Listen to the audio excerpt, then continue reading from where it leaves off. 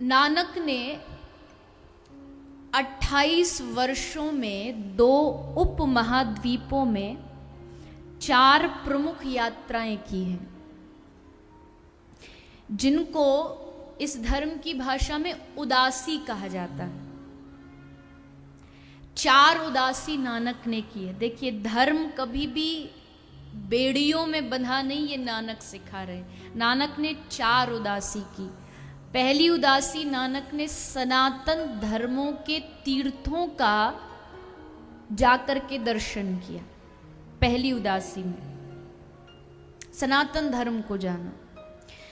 दूसरी नानक की उदासी में बौद्ध धर्म के तीर्थों का नानक ने भ्रमण किया। तीसरी उदासियों में योगियों और नाथों के तीर्थों का भ्रमण किया, नाथ संप्रदाय। और चौथी उदासी में नानक ने इस्लाम धर्म के बारे में वहाँ के तीर्थों का भ्रमण किया। और इस चौथी उदासी में ही नानक ने मक्का की यात्रा की, मक्का मदीना। और इसमें एक बड़ी प्रसिद्ध कथा थी। नानक का एक बड़ा परम शिष्य रहा था, जैसे स्वामी विवेकानंद रामकृष्ण के पक्के शिष्य रहे, अमीर खुसरो निजाम के शिष्य रहे, वैसे नानक का एक शिष्य हुआ था मर्दाना। ये यद्यपि मुस्लिम धर्म का था। तो एक बार इसने नानक से प्रार्थना की कि हे गुरुचरण, मैं आपके चरणों में समर्पित हूँ, पर मेरा धर्म कहता है कि उसका जीवन सफल नहीं होता जो जीवन में एक बार मक्का की यात्रा न कर ले। तो मेरी इच्छा है कि मैं दर्शन के लिए जाऊं, यात्रा पर जाऊं। तो गुरु ने कहा कि तू अकेला क्यों जाता है, चल मैं भी तेरे साथ चलता हूं। और अपने शिष्य को लेके नानक पहुंच गए मक्का। वहां पहुंचे तो थोड़े थके हुए थे। वहां एक आराम गाह था जहां पर आराम करते हैं लोग। नानक गए और वहां सो गए। तो वहां हाजियों की सेवा करने वाला एक खातिम रहता था जिसका नाम जियोन था। तो वो उधर से निकल के जा रहा था। उसने देखा कि नानक के दोनों पांव जो हैं वो मक्का की तरफ हो रहे। तो उस जियोन को ये बात अच्छी नहीं लगी। वो रुका और कहा कि ये क्या तुम्हारी शिष्टता है, तुमने खुदा की तरफ पैर कर रखे हैं, ये क्या है, ये कैसा धर्म है, तुम हमारे धर्म का अपमान कर रहे हो, खुदा की तरफ पैर करके सोए हो। तो नानक ने मुस्कुराते हुए कहा कि तू एक काम कर दे, जहां खुदा न हो उस तरफ मेरे पांव कर दे। उस जियोन ने नानक के पैर पकड़ के थोड़ा सा घुमाया। और कथा ये कहती है, इतिहास ये कहता है कि जिधर नानक के पांव गए मक्का का मुख भी उसी तरफ घूम गए। यानी नानक केवल उपदेश नहीं देते, नानक उस उपदेश को जीवन में भी ढालते हैं कि भगवान हर जगह है, ईश्वर हर जगह है, खुदा हर जगह है। ऐसे 8 वर्ष की आयु में नानक ने गीता का पूरा पाठ सुना दिया। और अगर आप गुरु ग्रंथ साहिब भी पढ़ें, मुझे तो पढ़ने का अवसर प्राप्त अभी तक नहीं हुआ है, पर अभी कुछ दिनों पहले किसी भक्त ने मुझे ग्रंथ साहिब भिजवाए थे कुरियर के द्वारा ऑफिस में कि दीजिएगा और कहिएगा कि इसका पाठ करें। तो जैसे ही समय मिलता है मैं भी उसका पाठ अवश्य करूंगी। लेकिन ऐसा कहते हैं, मैंने ऐसा सुना है कि ग्रंथ साहिब में भी 2 से 2,500 बार हरि और राम शब्द का उपयोग हुआ है। तो अर्थात कोई भेद ही नहीं है।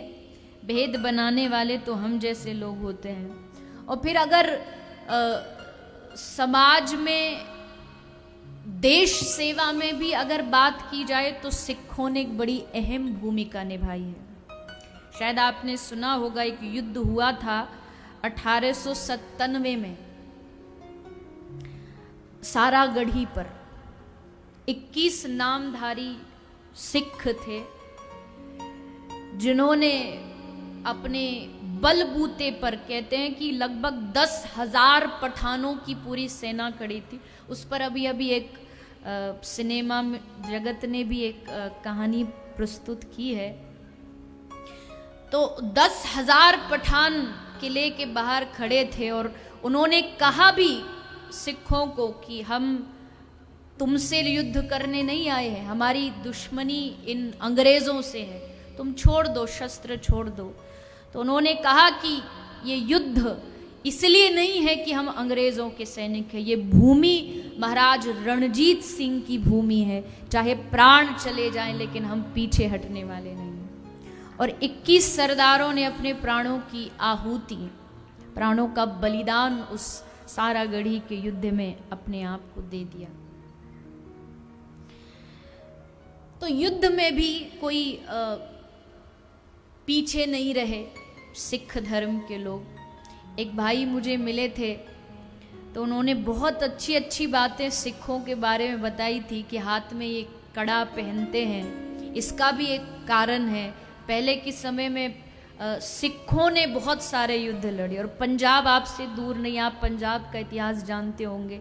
अगर साथ वाले देश ने सबसे ज़्यादा आक्रमण किसी राज्य पर किए हैं और सबसे ज़्यादा किसी राज्य ने युद्ध में प्राण गंवाए हैं तो वो पंजाब है।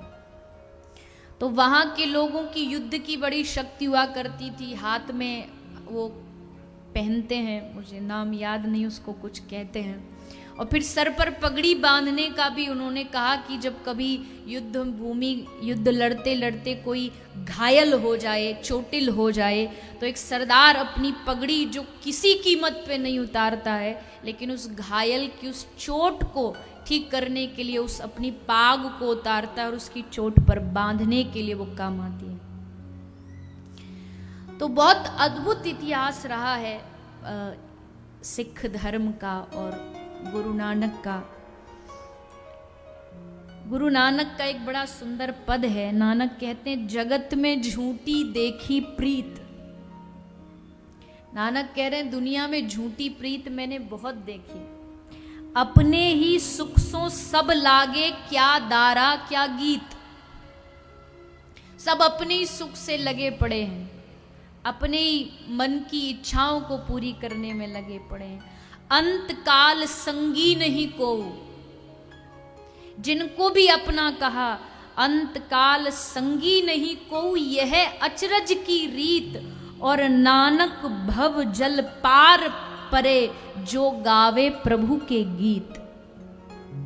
नानक पार कौन होता है? जो गावे प्रभु के गीत। जिसने प्रभु का नाम पकड़ा हो वो ही इस भव जंजाल से पार उतर पाता है। ऐसे सदगुरु कहलाने वाले नानक का आज प्रागट्य दिवस।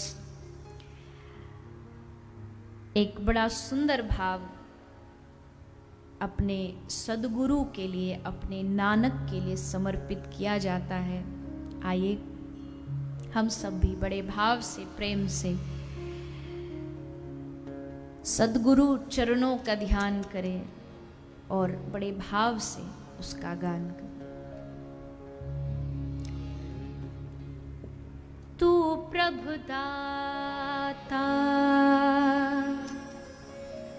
दान मत पूरा,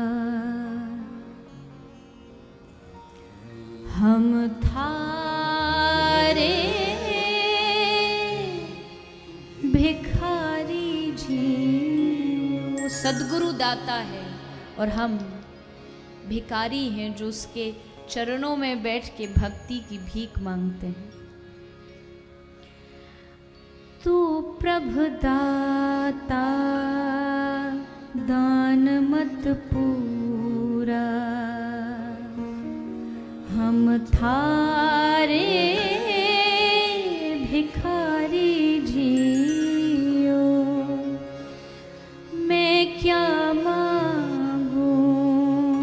किछ थिर न रहाई, हर दीजे नाम प्यारी जियो।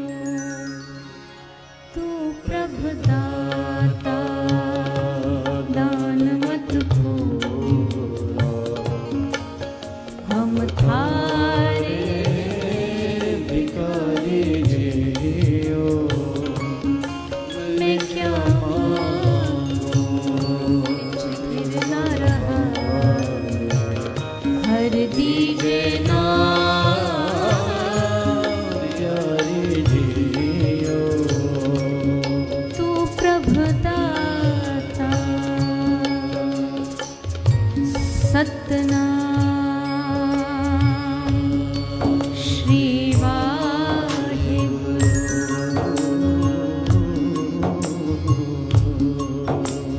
सतनाम सतनाम वाहे गुरु वाहे गुरु। सतनाम सतनाम वाहे गुरु वाहे गुरु। सतनाम सतनाम वाहे गुरु वाहे गुरु। सतनाम सतनाम वाहे गुरु वाहे गुरु। काट काट रवरी है बनवारी, जल थल महियल गुप्तो वरते। गुरु शब्दी देख निहारी जियो। मैं क्या मांगू किछ थिर न रहा, हर दीजे नाम प्यारी जियो। तू प्रभु दाता दान मत भूलो, हम थारे भिखारी जियो। तू प्रभु दाता।